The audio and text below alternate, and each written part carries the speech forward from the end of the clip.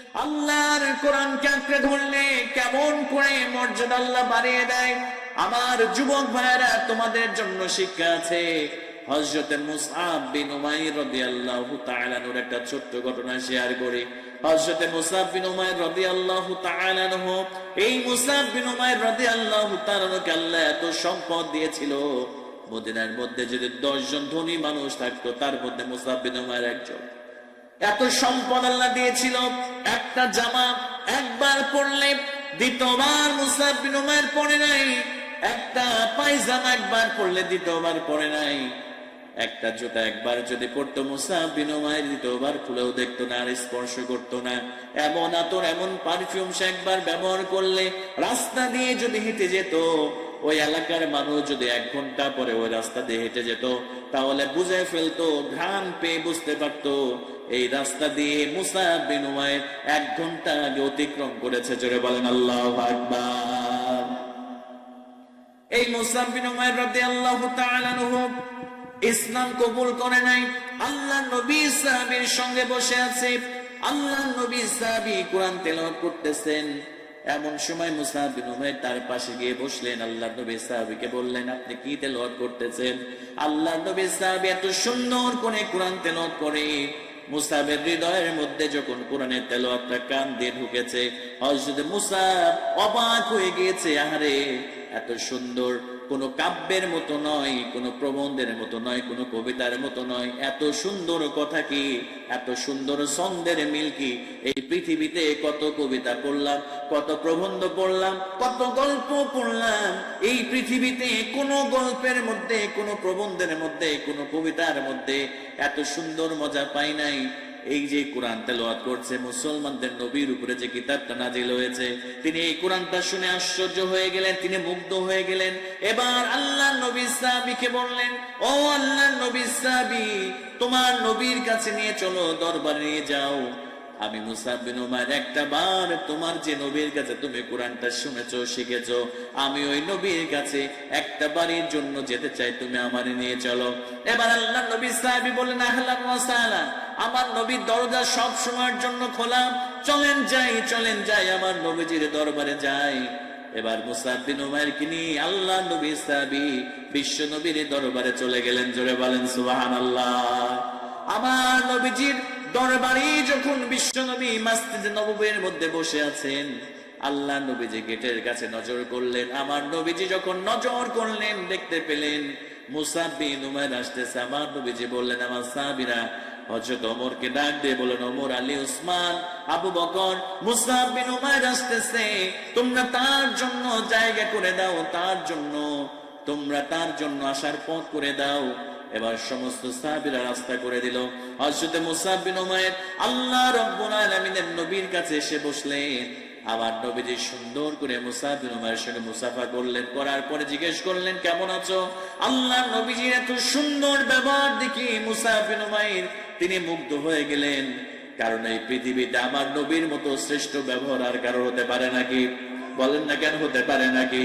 আমার নবীজির মতো এত সুন্দর আচরণের মানুষ এই পৃথিবীতে নাই। এজন্য আল্লাহ রাব্বুল আলামিন বলেছেন, লাকাদ কানা লাকুম ফি রাসূলিল্লাহি উসওয়াতুন হাসানা। আল্লাহ রাব্বুল আলামিন বলছেন, আমার নবীর মধ্যে তোমাদের জন্য রয়েছে উত্তম আদর্শ। আমার নবীজি খুলুকুন আযীম দিয়ে আল্লাহ এই দুনিয়াতে পাঠিয়ে দিয়েছেন। এই নবীর আচরণের সাথে, চরিত্রের সাথে আর কোন মানুষের চরিত্রের মিল খুঁজে পাওয়া যায় না। যারা বলেন সুবহানাল্লাহ। হযরত মুসআব বিন উমাইর বিশ্বনবীর হাতের সঙ্গে মুসাফা করলেন। আমার নবীর হাতটা ছিল অত্যন্ত নরম।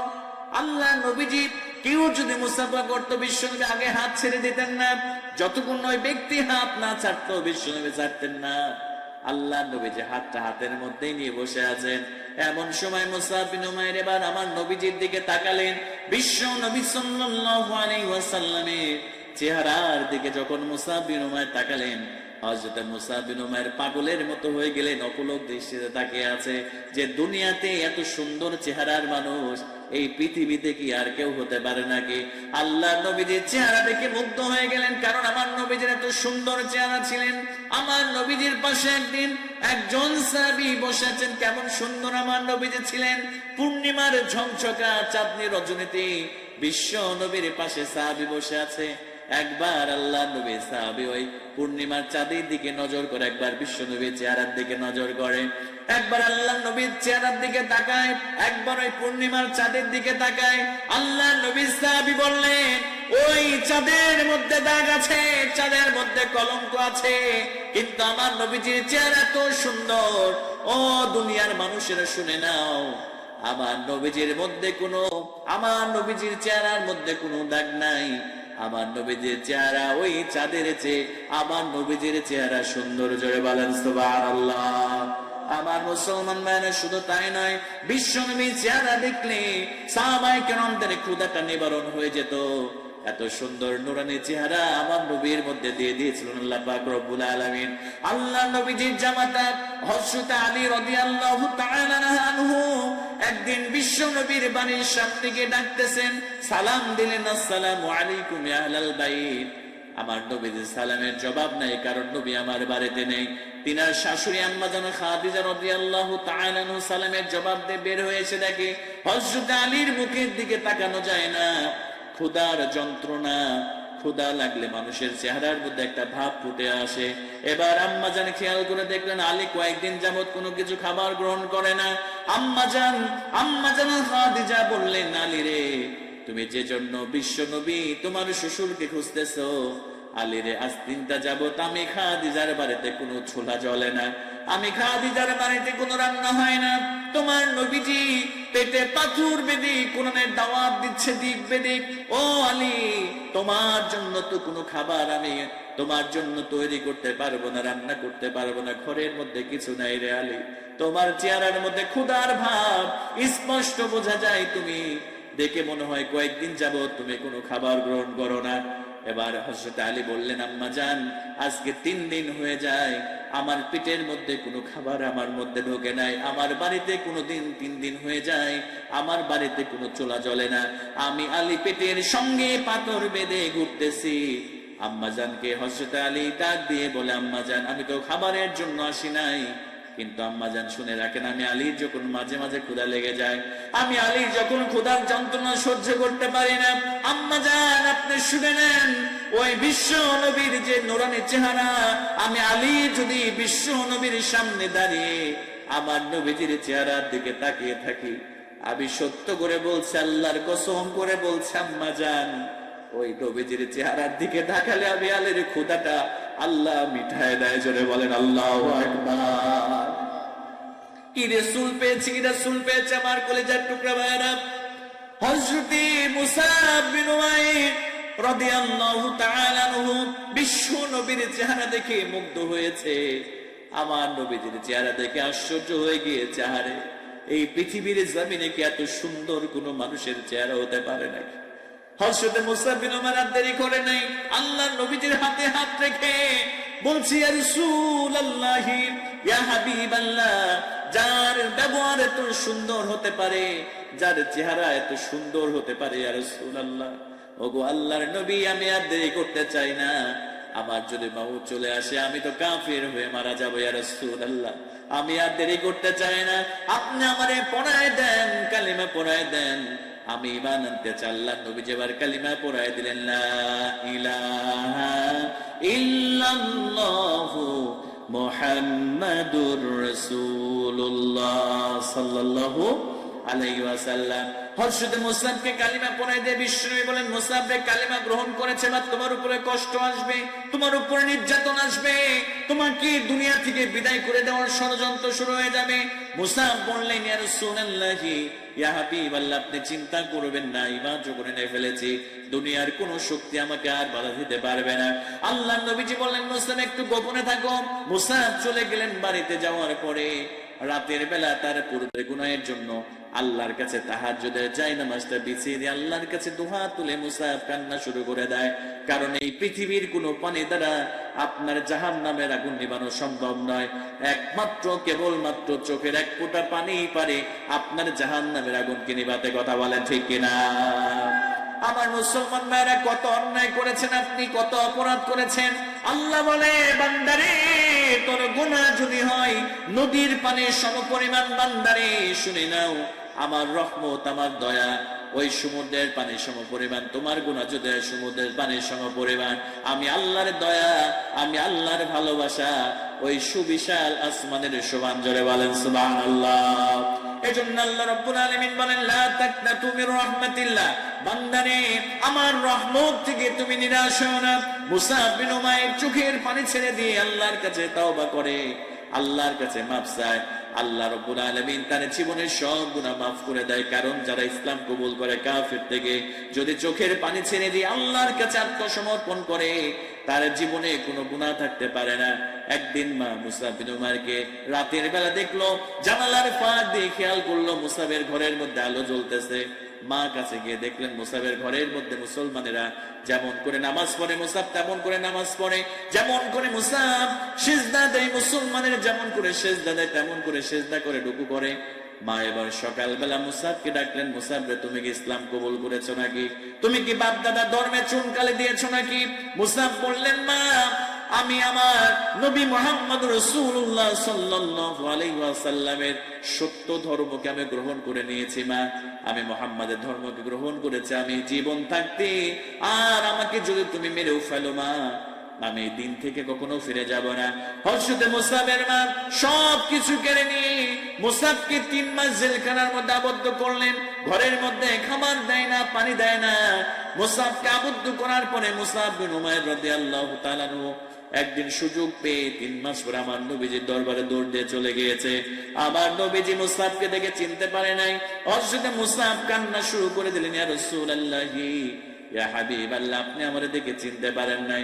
ইয়া রাসূলুল্লাহ, খেয়াল করে দেখেন আমি তো আপনার সেই সাহাবী, যে সাহাবী একটা জামা একবার পরলে দ্বিতীয়বার পরে নাই, যে জামা আমি ফেলে দিয়েছি, একটা পায়জামা একবার পরলে দ্বিতীয়বার পরে নাই।